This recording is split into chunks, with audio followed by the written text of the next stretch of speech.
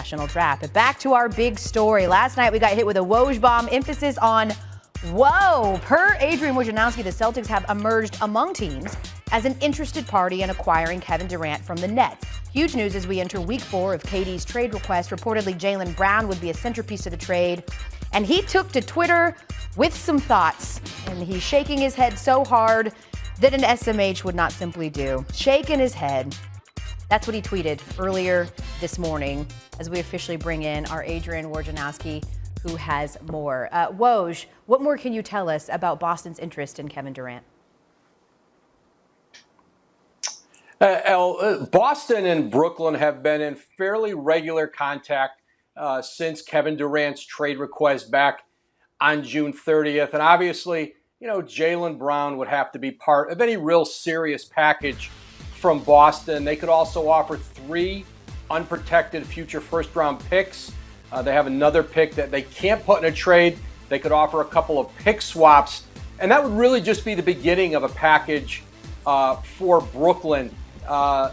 Boston has been, in conversations with Brooklyn, along with Miami, Phoenix, Toronto to an extent, and others who have checked in on Kevin Durant. But certainly, like Jaylen Brown, when you look out in the marketplace and just maybe the best singular individual player that might be available in trade talks to the Nets, and Jaylen Brown certainly fits that. But Brooklyn wants a lot. They don't just want a star young player. They want all of your picks. They want more. They want a trade package, that would be up there with the very deepest in terms of assets that we have seen in this modern era. And that right now is why there's not a deal, because teams, they're not bidding against themselves right now. And what you're seeing, teams are not so far willing to just gut their rosters for Kevin Durant, because obviously as much as they might want Durant,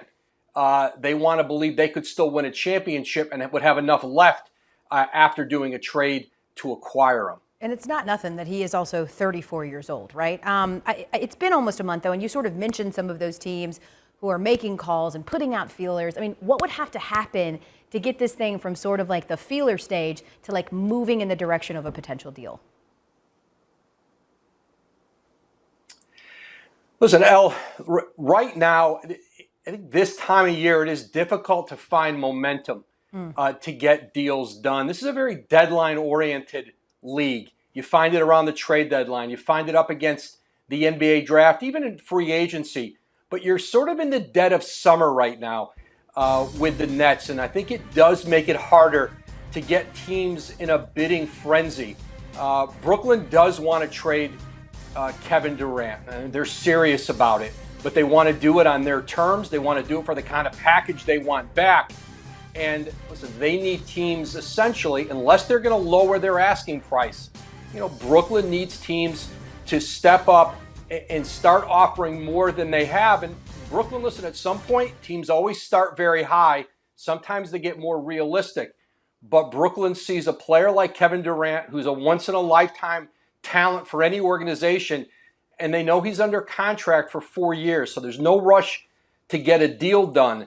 And I think that makes it hard, especially at this time of year, for there to get the kind of momentum necessary to get into a bidding situation where you feel like you've got everybody's best offers. And I think that is part of the thinking, part of the reason why this may yet take time to play out. It could take us all the way into the start of training camp. That's certainly not an unrealistic scenario. In the meantime, we've learned, as evident by this morning, that we now have to patrol your Twitter at 2 a.m. as well. Adrian Wojnarowski with the latest on the ongoing saga between Kevin Durant and the Nets. We do need to start with the basketball news of the day, and I want to be clear, this is the basketball news of the day. Kyrie Irving, because Kevin Durant, he released a podcast today, and here is some of what was said by KD on how involved he will be on Irving's impending free agency. So he said, there's no involvement at all. I can't be involved with, this is this man's livelihood. This is much bigger than me. Being a free agent is one of the most important times in your career. That can't be swayed by anyone else. Nothing can happen right now. So I'm just going to let things play out, see where the chips fall where they may. It seems like that's what Kevin Durant is saying here. There's a lot to unpack, though, from those quotes. And don't worry, Perk, you're going to have the floor in just a little bit. But Woj, I do want to start with you here because you've been all over this story from the very beginning. Kevin Durant's basically saying out of this situation is out of his control. But what is his role in sort of all of this?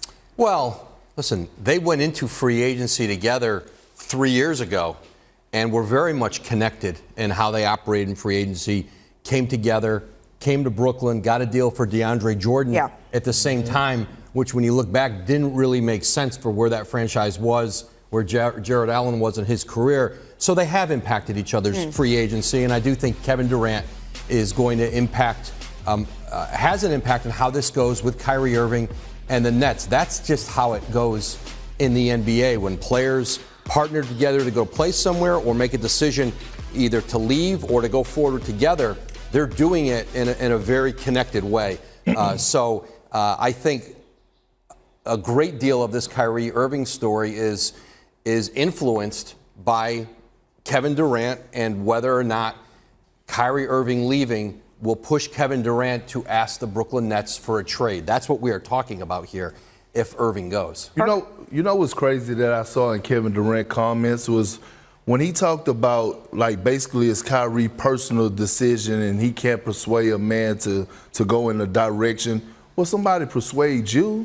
You went sit down and you had meetings with Golden State. They persuaded you to leave Oklahoma City when y'all had meetings in the Hamptons. So you're telling me a guy that you call, quote unquote, your brother, that you don't have an impact on his decision making far as him whether or not he want to opt into his contract on the team that y'all chose to join together, and then all of a sudden you come out on the podcast and say, hey, you know what, it's his decision, it's the most important time of his life. First of all, this is not Kyrie's first contract extension or, free agency or whatever you want to call it. So I don't get what Kevin Durant is saying. I don't understand why Kevin Durant don't hold Kyrie Irving accountable. That's the crazy thing to me. Well, I understand completely what you're saying, and I think when you look at the Brooklyn Nets situation, and I've been there a ton, when both players decide to go there, and then when Kevin Durant signed that extension, everybody was like, oh, okay, well, Kevin Durant, he's the first domino to fall. You're like, obviously there was James Harden, there was some other dominoes, obviously, that needed to go, but you're looking at this as like, oh, well, once Kevin Durant signed, everything else is kind of like, It'll work itself out from and there. what I respected when Kevin Durant signed early, he was like, hey, this is the franchise that I'm going to be with. We're going to stop any other nonsense. I want to be here. And then obviously, Kyrie, then the James Harden situation started to happen. And so you're still looking at Kevin Durant as you're that dude. This franchise hinges on every decision that you're going to make. And so, hopefully the Nets are having conversations with him saying like, hey, these are our options. If he leaves, what are you doing? Because KD could obviously impact his decision and say, listen, if he leaves, I'm leaving too. And now it's like, for me, if you're Kyrie, the fact that he's trying to stay out of it implies that he's more committed to the Nets